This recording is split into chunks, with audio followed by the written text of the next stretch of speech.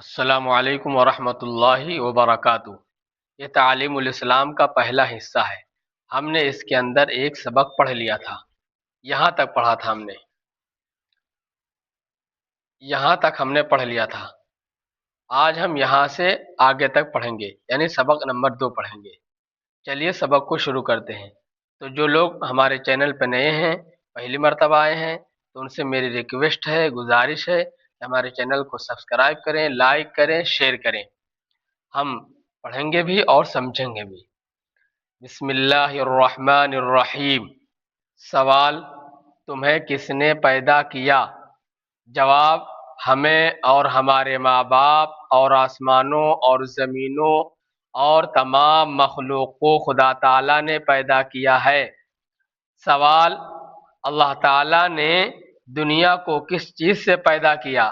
جواب: اپنی قدرت اور اپنے حکم سے پیدا کیا ہے۔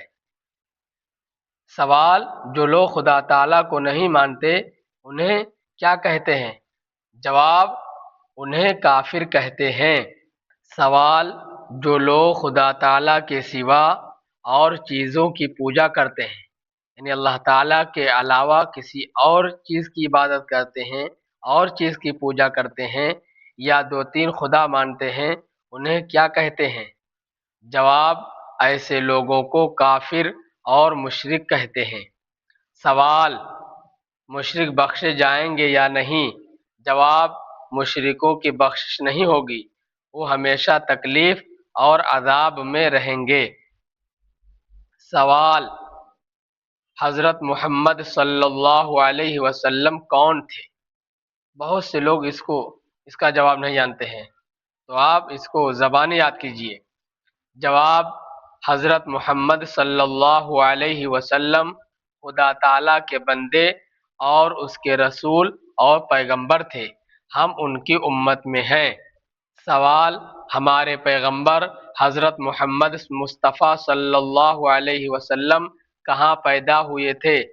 جواب: عرب کے ملک میں مکہ معظمہ ایک شہر ہے، اس میں پیدا ہوئے تھے۔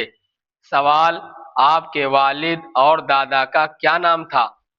جواب: آپ کے والد ماجد کا نام عبداللہ اور آپ کے دادا کا نام عبد المطلب تھا۔